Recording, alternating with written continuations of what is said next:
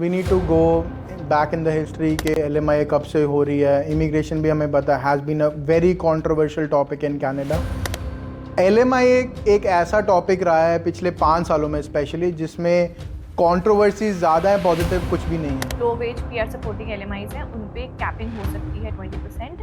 When an application is misused at the maximum level, the government has to do something about it.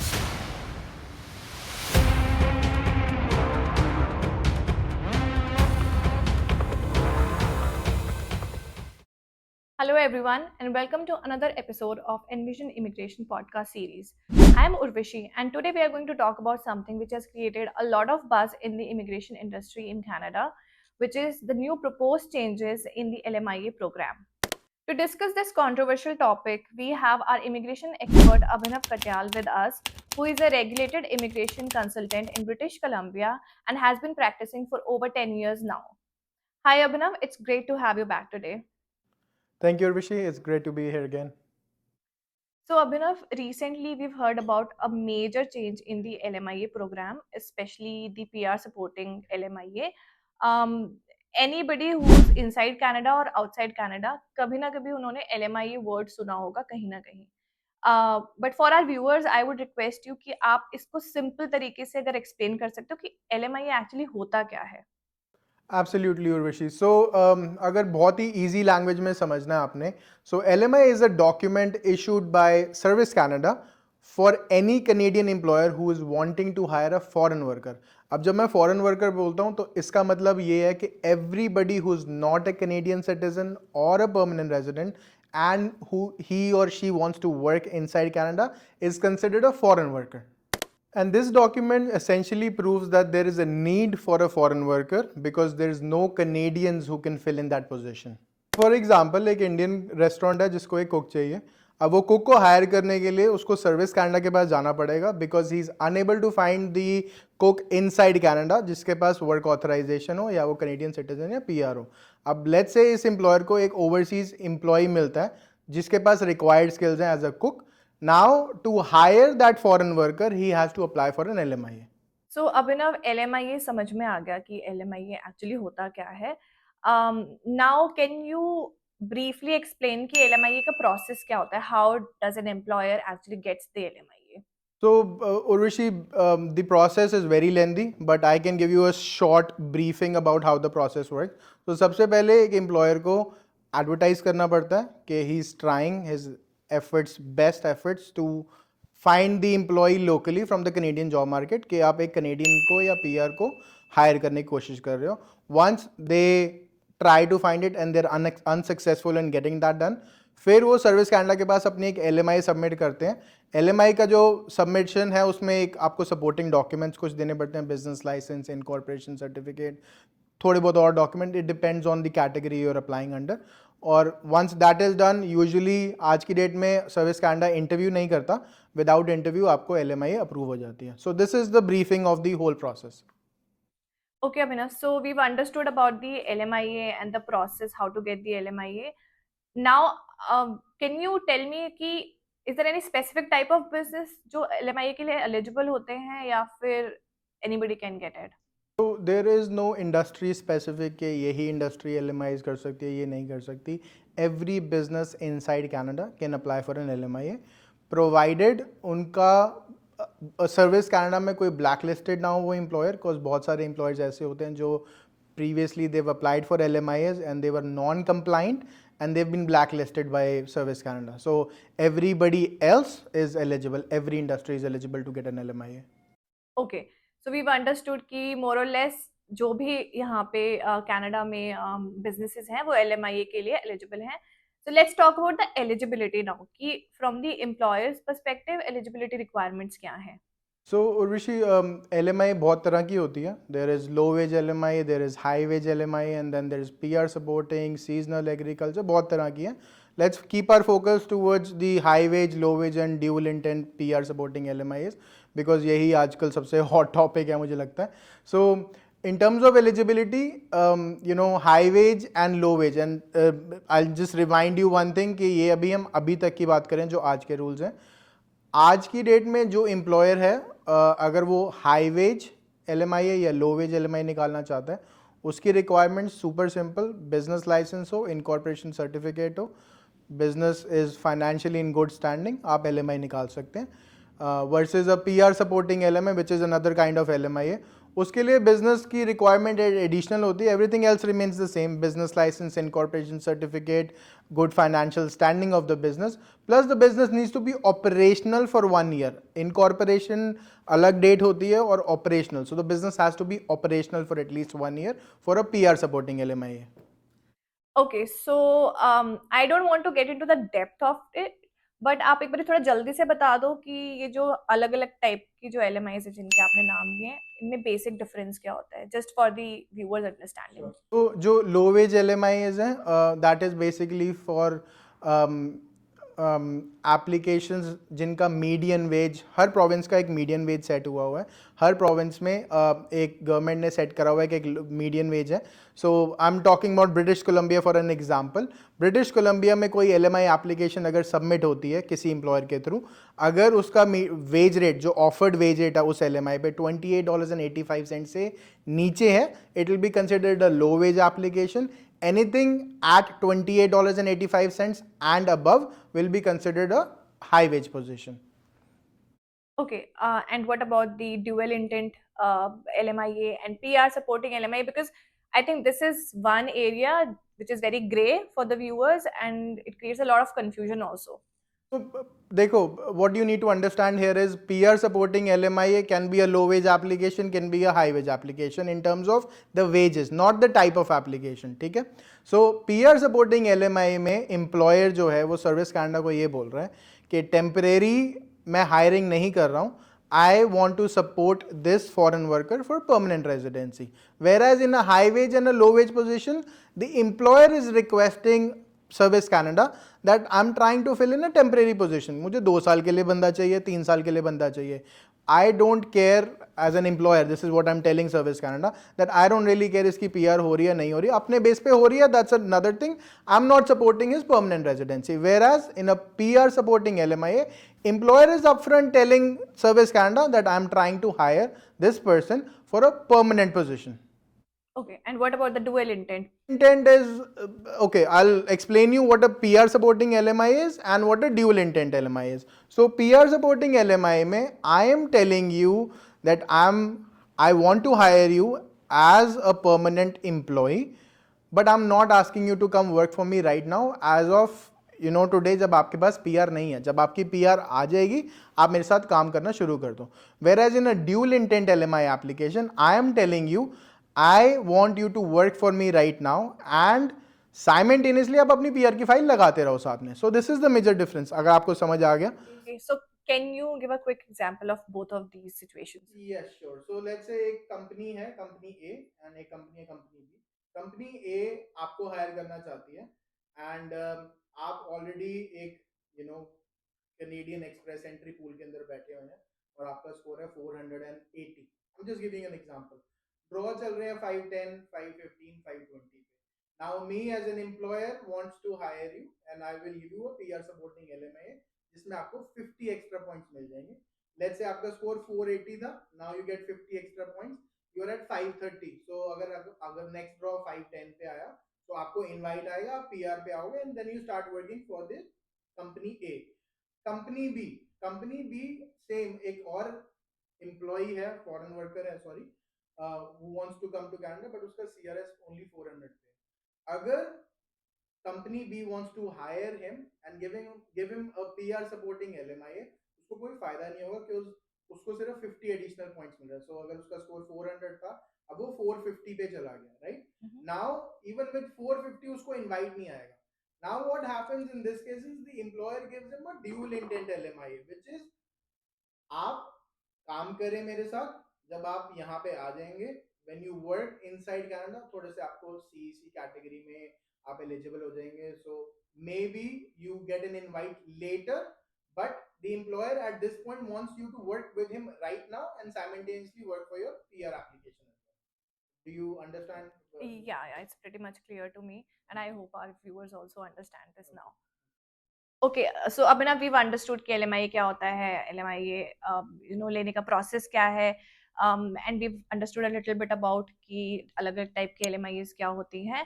Now let's come straight to the point कि जो ये new propose changes हैं LMIA programme में जिसने actually लोगों को काफी परेशान कर दिया है, वो क्या है? सो उर्वशी, अभी लास्ट मंथ ही कुछ प्रपोज चेंजेस हैं, they are not effective right now. So जो चेंजेस आ रहे हैं उसमें से दो तीन चीज़ें थोड़ी सी इंपॉर्टेंट है जो समझने वाली है, which will actually affect a lot of applicants in the future. So एक तो जो सबसे बड़ा चेंज है 20% कैप कर रहे हैं वो परमानेंट रेजिडेंसी एप्लीकेशन जो LMI एप्लीकेशन है उस पर. There will be increased fees for the employer, that is one thing. थोड़ी सी स्क्रूटनी ज़्यादा होगी, कंप्लाइंस के जो ऑडिट्स हैं वो ज़्यादा होंगे एम्प्लॉयर्स के. एंड थोड़ी सी एम्प्लॉयर एलिजिबिलिटी में भी एक चेंज आ रहा है जिसमें अभी जैसे लो वेज एप्लीकेशंस हैं या हाई वेज एप्लीकेशंस हैं उसमें कुछ वो नहीं है कि टाइमलाइन एम्प्लॉयर कब से ऑपरेशनल है. So if you open A business right now may be 1-2 महीने बाद आप LMI निकाल सकते थे. उसमें भी कुछ चेंजेस आएंगे जिसमें एक एम्प्लॉयर की मिनिमम 1 ईयर ऑपरेशनल और 2 ईयर ऑपरेशनल के बाद ही आप LMI निकाल सकते हो. जो इसमें सबसे इम्पॉर्टेंट चेंज जो अफेक्ट करेगा वो है कैपिंग पे, जिससे जो इनसाइड कनाडा एप्लीकेंट्स जो लो वेज में काम कर रहे हैं उनको बहुत ज़्यादा इफेक्ट पड़ेगा. सो कैपिंग को समझते हैं थोड़ा सा. पहले आप बताइए कि अभी जो सिचुएशन है लाइक करंट सिचुएशन में कैपिंग, पहले तो आप बता दो कि कैपिंग होता क्या है एंड देन कि आज की डेट में कैपिंग किस तरीके से काम करती है या कितनी कैपिंग है LMIs के ऊपर. ओके, सो कैपिंग बेसिकली एक लिमिट लगाई है हर एम्प्लॉयर के ऊपर depending on the industry they are into. एक रेस्टोरेंट है उस पर 20% कैप या 30% कैप है लो वेज एप्लीकेशंस पे. अभी जो चेंजेस आएंगे उसमें सिर्फ लो वेज पे कैपिंग नहीं होगी, PR सपोर्टिंग LMI पे भी कैपिंग लग जाएगी. I'll give you an example to make you understand in a better way. So आप एक एम्प्लॉयर है जिसका एक रेस्टोरेंट है, लेट्स से एक पिज़्ज़ा स्टोर है जिस पे 10 एम्प्लॉयज़ काम कर रहे हैं इन टोटल. अब अगर एम्प्लॉयज़ 10 हैं तो अब टेंटेटिवली 5 आप कनेडियंस और परमानेंट रेजिडेंट्स काम कर रहे हैं. एंड जो आज की डेट में है वो जो रेस्ट ऑफ द 5 जो बचते हैं they can all be foreign workers working in a low wage position. So that means वो एम्प्लॉयर आज की डेट में 5 LMIs निकाल सकता है लो वेज के अंदर. आफ्टर दिस चेंज हैपन्स वो एम्प्लॉयर जिसके पास 10 एम्प्लॉयज़ हैं, जिसके पास 5 कनेडियन एंड PRs हैं, गोइंग फॉरवर्ड लो वेज एप्लीकेशन सिर्फ 2 ही निकल पाएंगे अगर 20% कैप हुआ. Again this is a propose change and I personally think कि ये चेंजेस में फूड इंडस्ट्री को सबसे ज़्यादा नुकसान होएगा and the government might have a higher cap in the food industry. This is my personal opinion. Okay, so I've understood a little bit about it, but I want to know how this is going to impact people and or the temporary foreign workers inside Canada. जो शायद ये hope कर रहे थे कि PR supporting LMIA ले लेंगे, CRS उनका बढ़ जाएगा और maybe in some time they will get their PR.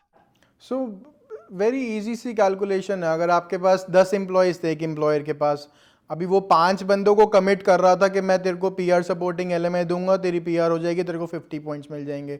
अब going forward after if the cap is at 20% वो 2 ही बंदों को कर पाएगा. Now you need to understand कि वो 10 बंदे जो टोटल हैं जिसमें से 5 फॉरेन वर्कर्स हो सकते थे लो वेज में. And you need to understand एक रेस्टोरेंट के अंदर हाई वेज वाले जो वर्कर्स होते हैं बहुत लिमिटेड नंबर होते हैं, mostly they are low wage applications जो हमारी LMI की सबमिट होती हैं. सो गोइंग फॉरवर्ड वो एम्प्लॉयर सिर्फ एलिजिबली 2 LMI के लिए होगा वो अगर वो लो वेज में कर रहा है. सो the applicants who are trying to work in the food industry, they will not be able to get the LMIs approved. I mean, the employers will not be able to get the LMIs approved for these employees they are working.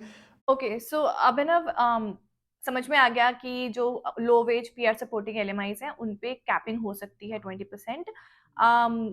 But अब आप ये बताओ कि ये capping होने के बाद जो टेम्पररी फॉरेन वर्कर्स आज की डेट में कनाडा में काम कर रहे हैं वो किस तरीके से इम्पैक्ट होंगे. बिकॉज अभी तक PR सपोर्टिंग LMI ये ले लेते थे, CRS बढ़ जाता था and then they started their journey of PR. Now what will change for them? So आप इस चीज़ को ऐसे समझो कि अगर वही एम्प्लॉयर जिसके पास 10 एम्प्लॉयज़ हैं, वो अगर आपको 5 बंदों को कमिट कर रहा था पीआर के लिए, because they are working maybe supervisor position, their cooks और एनीथिंग, अभी इंडस्ट्री हम रेस्टोरेंट की लेके समझते हैं because that's the major number, right? तो अब जब चेंजेस 20% कैप पे हो जाएंगे तो वो एम्प्लॉयर एलिजिबली सिर्फ 2 बंदों को पीआर सपोर्टिंग के लिए होगा, 5 को नहीं होगा। नाउ व्हाट हैपेंस इज, जब तक ये 2 बंदों की पीआर नहीं होती है तब तक वो जो 3 बच जाते हैं वो एलएमआई ले ही नहीं सकते, वो पीआर सपोर्टिंग एलएमआई अप्लाई नहीं कर सकते, उनका एम्प्लॉयर एलिजिबल नहीं होगा एम्प्लॉयर उनको सपोर्ट करने के लिए पीआर के लिए। Okay, so basically what you are saying कि after this capping happens, एक time पे out of 10 only 2 people will be able to get the low wage PR supporting LMIA. Rest 3 of the temporary foreign workers, they'll have to wait till the 2 of those get their PR done. Yeah, either they wait for that employer or they find another employer which is eligible under the new capping thing, you know. Okay, so Abhinav, we've understood the problem. Now, what is the solution for this? So solution आज for right now, आप अपने employers के पास जाओ, उनको बोलो कि मुझे PR supporting LMI चाहिए। अगर आपकी LMI before the propose changes is submitted, आपकी एप्लीकेशन कंसिडर करी जाएगी, अगर changes through out the process हो भी जाते हैं तो भी। अगर आपका एम्प्लॉयर आपको एलएमआई देने के लिए मना कर रहा है, find another employment, otherwise you will be in trouble, this is for sure happening. अगर एम्प्लॉयर पे कैपिंग 20% लगी, there is nothing that the employer can do. Understand this. This is the time to apply for the PR. If you do not apply for the LMIA PR supporting या high wage, low wage, capping लगने के बाद it will be very tough for you to get a permanent residency. So Urvashi, the first thing that everybody needs to know is उनका CRS कितना है. This is the first thing. I would not recommend going to your employer, talking to them for giving you an LMI जब तक आपको अपना CRS नहीं पता। तो सबसे पहली चीज़ आपको अपना CRS कैलकुलेट करना है, so that you can figure out आपको PR सपोर्टिंग LMI चाहिए या ड्यूल इंटेंट LMI चाहिए। That's one thing. Second thing, अगर आपका एम्प्लॉयर आपको बोल रहा है कि मैं 6 महीने बाद तेरे को LMI दे दूंगा, PR सपोर्ट करूंगा, साल बाद करूंगा, don't fall for it, because 6 महीने बाद शायद वो एम्प्लॉयर आपका एलिजिबल ही ना हो। This is the time to apply for the LMI. If your employer is not applying for a PR supporting LMI for you at this time, आगे नहीं हो पाएगा, because the employer, once he is not eligible, there is nothing that the employer can do. So work on it right now. This is the time. Don't waste it. Calculate your CRS, talk to your employer, file your LMIs today only. Okay, Abhinav, so what you are saying is that this is the right time to take an action if you want to get your PR done in near future, right? Okay, so thank you very much for all the information that you've provided, and I'm sure कि जो भी हमारे viewers हैं, they will be benefited from this. But before we end our podcast, there's a list of questions that I have, which is जो हमारे viewers mostly पूछते हैं. If it's okay, can we go ahead with the questions? For sure, I'm waiting for them. Okay, so first question is, you've already explained what is a PR supporting LMIA, but can it be a pre-approved LMIA also? So again, I'll give you a small story quickly कि हमारे पास रोज एक दो phone आते हैं कि किसी ने उनको बोल दिया हमारे पास PR supporting pre approved LMI पड़ी है. So you need to understand there is a good RCIC and a crooked RCIC, or somebody who's a ghost consultant also. There is no such thing as a pre-approved PR supporting LMI. ऐसा possible ही नहीं है. आपको एक high wage या low wage application LMI वाली pre approved हो सकती है. A PR supporting LMI can not be pre approved. So this is a very wrong information, usually that's provided to the applicants कि हमारे पास प्री अप्रूव्ड चाहिए, LMI है, तेरे को 50 पॉइंट्स दिलवाएंगे and just get it. But that's not true. PR supporting LMIs has to be named LMI applications and it can be only used for one applicant. Okay, so Abhinav, my next question is कि जो भी LMIA process है, उसका time कितना होता है? What is the time frame that we are looking at? So Urvashi, depending on the type of application, if it's high wage, low wage, PR supporting, processing times can be different. We process a lot of LMI applications, as you know. अभी अगस्त 2024 में हम अगर बात करें तो PR supporting LMI is the most time consuming processing time, 5 से 6 महीने भी लग रहे हैं. High wage and low wage 3 से 4 महीने में अप्रूव हो जाती है. Okay, so Abhinav, like we discussed that there are different types of LMIAs. So my question to you is कि इन सारी LMIAs में क्या सेम पॉइंट मिलता है, वेटेज सेम होता है? सो टीयर 0, 1, 2, 3 जॉब्स जो होंगी उसमें आपको 50 पॉइंट्स मिलेंगे एक्सप्रेस एंट्री में। जो डबल ओ टीयर की होगी उसमें आपको 200 पॉइंट्स मिलेंगे। Okay, so this brings me to the next question कि जो LMIA है उसकी वैलिडिटी कब तक होती है? I mean, कब तक आप वो पॉइंट्स को क्लेम कर सकते हो in your CRS? सो अगर आपकी एल सिर्फ PR सपोर्टिंग LMI है उसमें आपको सिर्फ आपकी LMI की एक्सपायरी देखनी है। जब आपकी LMI एक्सपायर होगी you can not claim 50 points beyond that. अगर आपके पास हाई वेज, लो वेज या ड्यूल इंटेंट LMI है एंड आपका उस पर वर्क परमिट भी हुआ है, then you can claim the 50 points till the expiry of your work permit. So again I'll just explain you in a very simple language कि अगर आपका एम्प्लॉयर आपको सिर्फ 50 पॉइंट्स दे रहा है, वर्क परमिट एक्सटेंड नहीं करा रहा और आपका ओपन वर्क परमिट है, लेट्स सपोज आप PGWP पे हैं, तो आपको अगर 50 पॉइंट सिर्फ मिले हैं तो आपको सिर्फ expiry of the LMI check करनी है और जिस दिन वो LMI एक्सपायर होगी आप 50 पॉइंट्स नहीं क्लेम कर सकते। ऑन दी अदर हैंड अगर आपके पास ओपन वर्क परमिट था लेकिन आपको एक ड्यूल इंटेंट LMI मिली जिस पे आपने वर्क परमिट भी करवाया अपना, देन आपका जो नया LMI बेस्ड वर्क परमिट होगा उसकी एक्सपायरी पे आपको 50 पॉइंट्स मिलते हैं, provided you are still working for that employer. अगर आप उस एम्प्लॉयर के साथ काम नहीं कर रहे हैं तो आपको 50 पॉइंट्स नहीं मिलेंगे। सो अभिनव, बहुत सारे टेम्पररी फॉरेन वर्कर्स अभी ऐसे हैं जिनका वर्क परमिट एक्सपायर होने वाला है, although they have already reached out to their employers who have filed their LMIA applications, but it hasn't been approved yet. So what should these temporary foreign workers do? सो अगर आपका work permit expire हो रहा है और आपके employer ने already LMI submit करी हुई है तो आप अपने एम्प्लॉयर से LMI सबमिशन कॉन्फर्मेशन रिक्वेस्ट करें, अपना work permit extension based on the LMI submission confirmation apply कर दें। Once the LMI gets approved, tell your employer to give you the copy of the LMI। Web form के through आप IRCC को अपने work permit के लिए वो LMI की कॉपी भेज दें and then once the IRCC gets the LMI confirmation your work permit will get approved. So Abhinav, another question is, can a person hold two work permits at the same time? One LMIA based work permit and the other is open work permit like a PGWP. Yes definitely आपको IRCC ने एक provision दिया जिसमें आपके पास 2 permits होने चाहिए। As long as आपका पुराना परमिट IRCC ऑफिसर वॉइड नहीं कर रहा, you can keep both the permits. This is one misconception that a lot of students और sorry open work permit holders have कि अगर आप LMI बेस्ड वर्क परमिट कर लेंगे तो आप you are bounded to that employer only. This is not the reality. As long as आपका PGWP या कोई भी ओपन वर्क परमिट आपके पास है और आपके पास एक LMI बेस्ड वर्क परमिट भी आ जाता है, you are allowed to work for all the employers. इसमें एक रिकमेंडेशन हम हमेशा ये करते हैं कि आपका जो प्राइमरी एम्प्लॉयमेंट होना चाहिए वो उस एम्प्लॉयर के साथ होना चाहिए जो आपको LMI सपोर्ट कर रहा है। So Abhinav, we've seen कि back to back immigration में changes हो रहे हैं and now this major change in the LMIA thing has happened. So why do you think, what is the reason behind this? So Rishi, we need to go back in the history के LMI कब से हो रही है। Immigration भी हमें पता has been a very controversial topic in Canada. कोई भी programme what I have seen अगर उसका बहुत ज़्यादा मिसयूज़ होता है तो गवर्नमेंट does interfere। LMI एक ऐसा टॉपिक रहा है पिछले 5 सालों में स्पेशली जिसमें कंट्रोवर्सीज ज़्यादा है, पॉजिटिव कुछ भी नहीं है। But we need to understand when an application is misused at the maximum level, the government has to do something about it. Okay.